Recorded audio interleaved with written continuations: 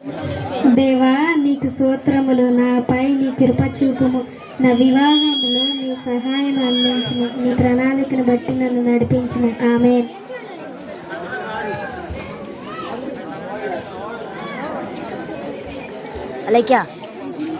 దయా ప్రతురాల నీకు శుభ్రుడు నీకు తోడై ఉన్నారు. మరియా భయపడకు, నీవు దేవుని కృపను పొందావు. నీవు గర్భము ధరించబోతుంది. నీవు కుమారుని కని ఆయనకు యేసుని పేరు పెడతావు. అన్న దేవుని కుమారునిగా పిలువబడతాడు. నేను కన్యగా ఉన్నాను. నేను కన్యనే, ఇదెలా సాధ్యమవుతుంది? పరిశుద్ధాత్మ శక్తి చేత నీవు గర్భము ధరిస్తావు. దేవునికి అసాధ్యమైనది ఏదీ లేదు. ప్రభు దాసరాలను దేవుడు తన మాట చెప్పినా జరిగించగా.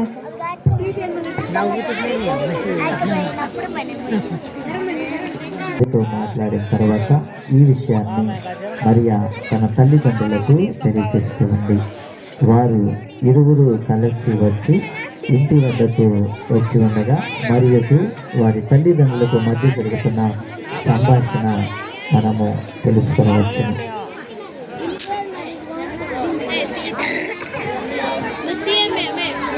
వాళ్ళు తీసుకుంటారు, నువ్వు మేనకొని కూర్చోమ్మాయి.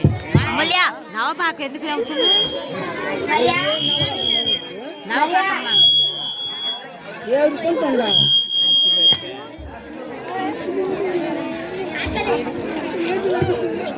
అమ్మ లోపలికి రండి, మీకు ఒక విషయం చెప్పాలి.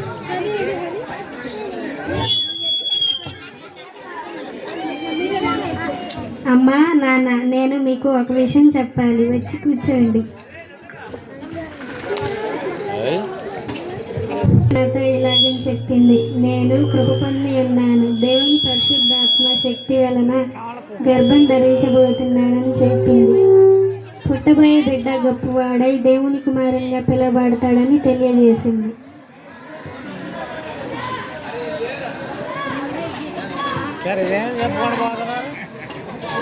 ఇప్పుడు చెబుతారు.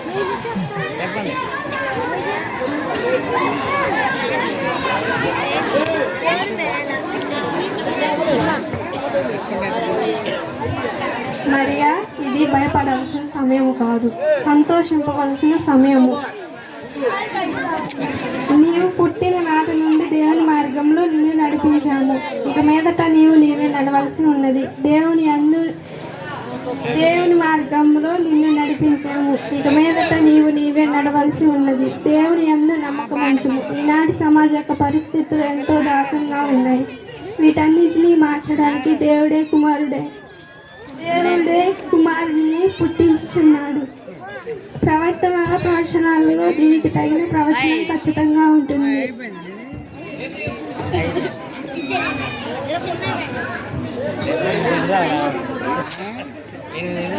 తల్లిదండ్రులు మరియను ఓదార్చిన తర్వాత వారు ముగ్గురు కలిసి కిందకు వెళ్ళి ఉండగా యోసేపు దూత ఇద్దరు ఆ సమయము జరుగుతున్నది. మరి ఒకసారి ప్రభువు దూత మరి ఒక వ్యక్తి వద్దకు పంపబడుతూ ఉన్నది. యోసేపు దూత ఇరువురి మధ్య జరుగుతూ ఉన్న సంభాషణను మనము చూడవచ్చు.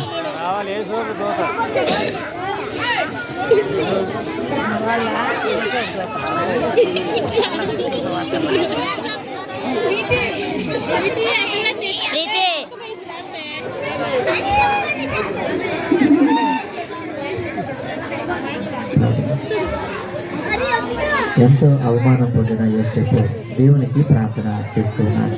వివాహముకు ముందే జరిగిన ఈ విషయం గొప్ప అవమానాన్ని కలిగిస్తుంది.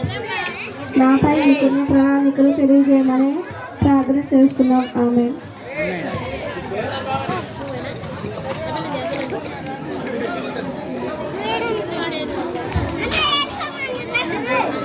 మరియా గర్భం ధరించింది. ఏం చేయాలి? ధర్మశాస్త్రాన్ని బట్టి అవమానపరుచుకున్న ఎవరికి తెలియకుండా వివాహాన్ని రద్దు చేద్దాం.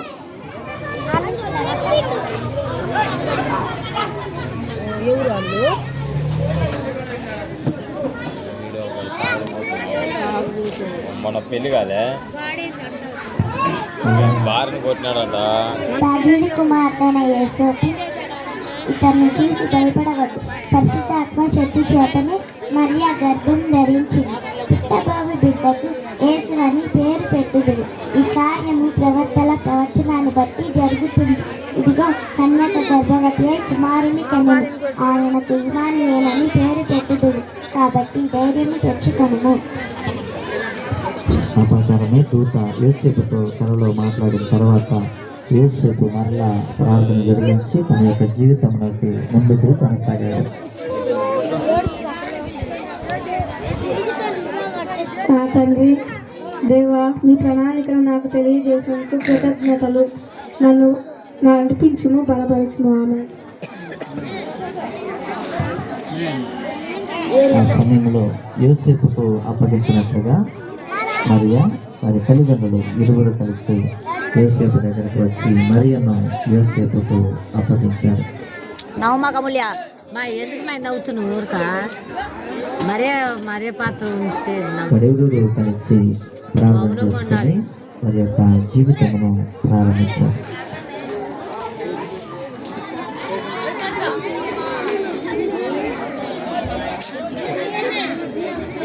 ఫోటోలు తీసుకుంటారు నవ్వకాకు నోరు తెరవా అవునండి.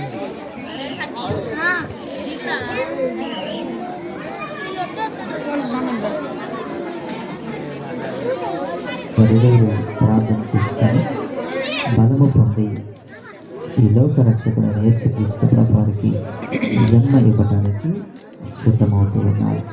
ఆ కాలంలో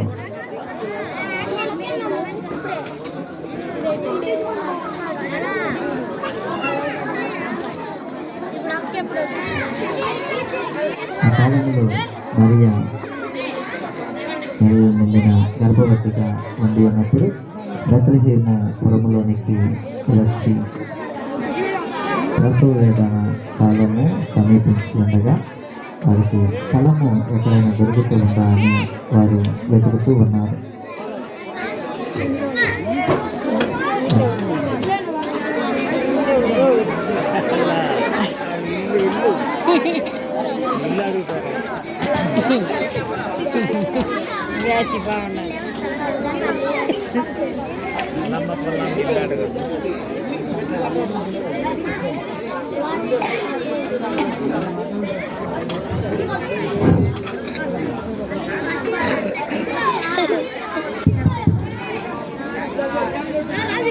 ఎవరు మీరు? ఎందుకు వచ్చారు?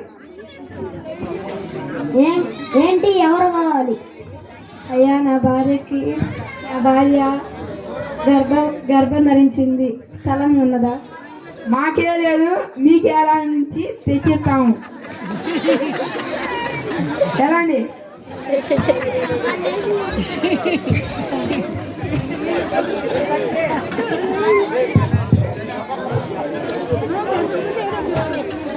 చెల్లి ఇంట్లో అమ్మ నాన్న కూడా లేదు.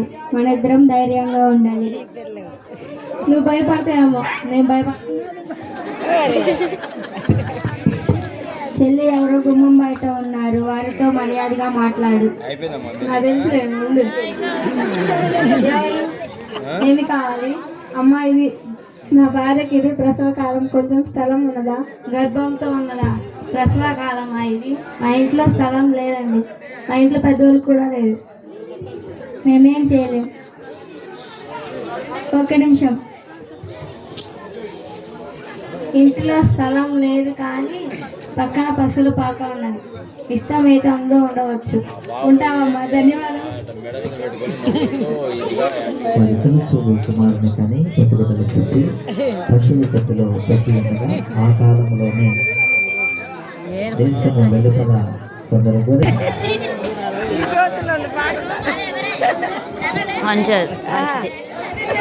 బాగా చలిగా ఉంది. అవునవును, కొద్దిసేపు విశ్రాంతి తీసుకున్నాం. కూర్చొని విశ్రాంతి తీసుకుందాం. తొందరగా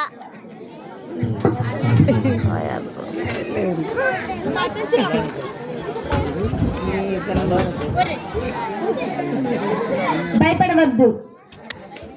భయపడుకుడే ఇదిగో ప్రజలందరికీ కలవబో మహా సంతోషకరమైన సువార్తమానము నేను మీకు తెలియజేయుచున్నాను. దావీదు పట్టణమందు నేడు మీ కొరకు రక్షకుడు ఈయన ప్రభువైన క్రీస్తు. దానికి ఇదే మీకు ఆనవాలు. ఒక శిశువు పొత్తి గుడ్డతో చుట్టబడి ఒక పశువు తొట్టులో పడుకొని ఉంటా మీరు చూచెదరు. ఆ దూత వారితో మాట్లాడిన వెంటనే పరలోక సైన్య సమూహము మొత్తము కూడా వచ్చి ఆ సమయంలో స్థుతి గానములు దేవునికి చేస్తూ ఉన్నారు. దేవదూతలందరూ ఆ సమయమునకు వచ్చి అందరూ కలిసి ఒక కీర్తనకు వారు పాడుతూ దేవుని నామాన్ని కనపరుస్తూ ఉన్నారు.